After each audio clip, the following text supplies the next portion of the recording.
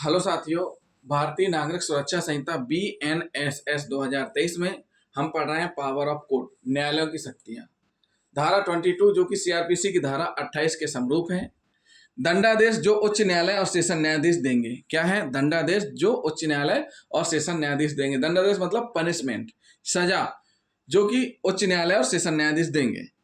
तो इसका first part क्या बोल रहा है? धारा 22 का, उच्च न्यायालय विधि द्वारा प्राधिकृत कोई दंडादेश दे सकेंगे। मतलब उच्च न्यायालय स्वतंत्र है, किसी भी प्रकार का कितनी भी सजा दे सकते हैं। तो उच्च न्यायालय विधि द्वारा प्राधिकृत कितनी भी सजा दे सकते हैं जो विधि में उल्लेखित है।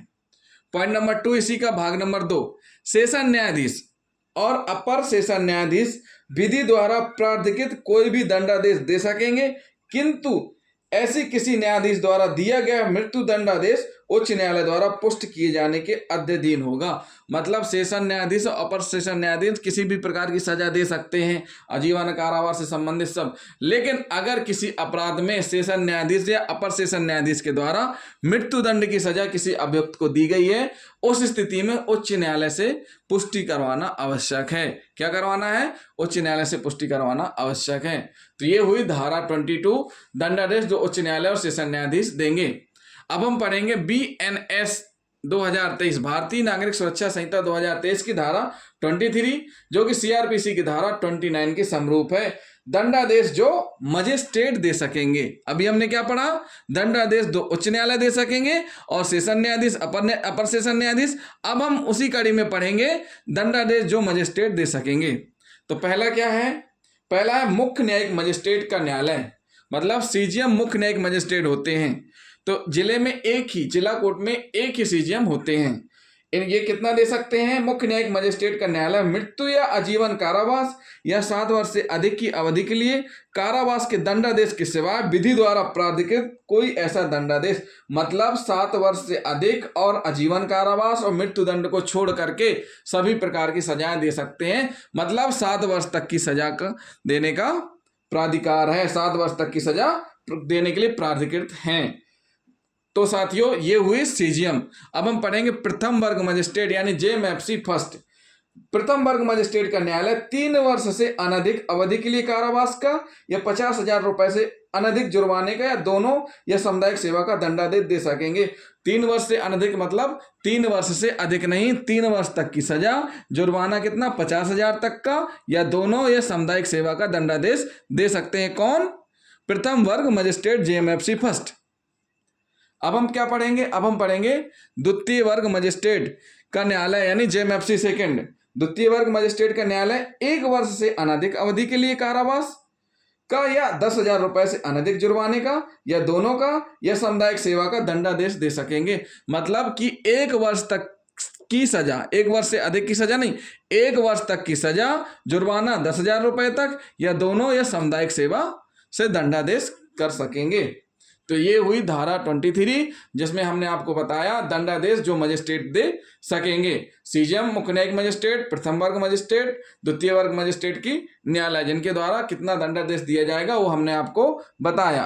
अब हम पढ़ेंगे BNS भारतीय न्याय संहिता 2023 की धारा 24 धारा, जो कि सीआरपीसी की धारा कितने के समरूप है? 30 के समरूप है। सीआरपीसी की धारा 30 के समरूप है। जुर्माना देने में व्यतिक्रम होने में कारावास का दंडादेश, मतलब sentence of imprisonment in default of fine, जुर्माना में डिफॉल्ट देना। जैसे 10,000 का जुर्माना दिया गया, साथ में 1 साल की सजा दी गई, तो 10,000 जुर्माना भी भरना है आपको, 1 साल की सजा भी काटनी है। तो उस स्थिति में अगर 10,000 का फाइन नहीं भर पा रहे आप, तो वहां पर क्या होगा? जुर्माना की जगह आपको सजा भुगतनी पड़ेगी। वो कितनी होगी वो हम आपको आगे बता रहे हैं। तो सबसे पहले हम पढ़ेंगे 24, जो धारा 24 का पार्ट 1। किसी मजिस्ट्रेट का न्यायालय जुर्माना देने में व्यतिक्रम होने पर इतनी अवधि का कारावास अभिनिर्णित कर सकेगा जो विधि द्वारा प्राधिकृत है। कितनी? जो विधि द्वारा प्राधिकृत है उतनी ही अवधि का कर सकेंगे अगर सामने वाला जुर्माना नहीं दे रहा है। परंतु ये वह अवधि क्या होगी? धारा 23 के अधीन मजिस्ट्रेट की शक्ति से अधिक ना होगी।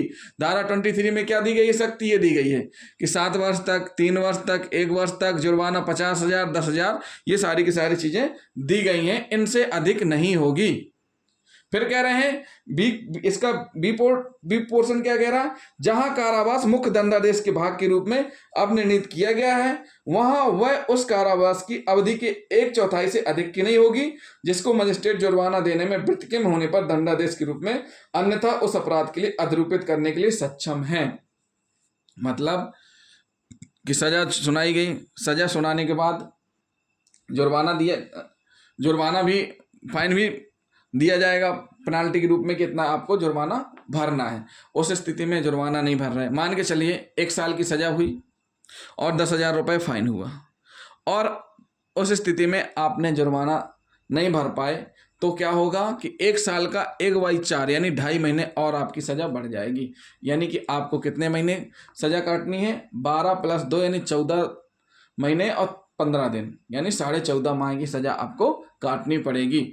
जुर्माना ना देने पर कितनी चौथाई? यानी 1/4 कितनी सजा होगी? 1/4 सजा, जो मुख्य सजा है उसका कितना? 1/4 अधिक अवधि होगी, बढ़ जाएगा। तो साथियों ये क्या हुआ? धारा 24 का भाग 1। धारा 24 का भाग 2 क्या बोल रहा है? इस धारा के अधीन अब निर्णीत कारावास धारा 23 के अधीन मजिस्ट्रेट द्वारा अधिनिर्णीत की जा सकने वाली अधिकतम अवधि के कारावास के मुख्य दंडादेश के अतिरिक्त हो सकेंगे। मतलब यह है इसका कहने का मतलब कि जो धारा 23 में बढ़ने थे सजा और जुर्माना, उस स्थिति में देखिए सीजीएम भी 7 वर्ष तक की सजा जुर्माना दोनों दे सकते हैं, सब देंगे साथ जुर्माना और सजा। तो जो धारा 23 में बढ़ने थे कि इतने दंडादेश दे सकते हैं, तो जो मुख्य दंडादेश मान के चलिए सीजीएम ने 3 वर्ष की सजा दी, और अगर आप जुर्माना नहीं भर रहे हैं, तो जुर्माना नहीं भर रहे हैं तो उसकी जो पेनाल्टी है सजा के रूप में वो अलग रहेगी। 3 वर्ष तो आपको काटना ही काटना है। अगर मान के चलिए आपको 2 वर्ष की सजा सुनाई गई, कहाँ से? न्यायालय से 2 वर्ष की सजा सुनाई गई है, ठीक, और आपको 10,000 का फाइन है, तो आप 10,000 का फाइन नहीं कर रहे हैं, तो 2 साल का 1/4 यानी कि 6 मंथ आपको एक्स्ट्रा व्यतीत करने पड़ेंगे, यानी 2.5 साल की सजा होगी। तो जुर्माना ना दे पाने पर जो 1/4 सजा होगी वह मुख्य सजा से अतिरिक्त होगी, जो मेन सजा है उससे अतिरिक्त भुगतनी पड़ेगी। तो साथियों ये क्या हुआ? धारा 22, 23, 24 न्यायालय की शक्ति के संबंध में हमने आपको बताया। तो जिन साथियों ने अभी तक हमारा चैनल सब्सक्राइब नहीं किया है तो हमारे चैनल को सब्सक्राइब कर लें और वीडियो को अधिक से अधिक शेयर करें, साथ ही साथ कमेंट और लाइक भी करते जाएं। अगले वीडियो में हम आपको बताएंगे एक ही विचारण में कई अपराधों के लिए दोष सिद्ध होने के मामले में दंडादेश। थैंक यू दोस्तों।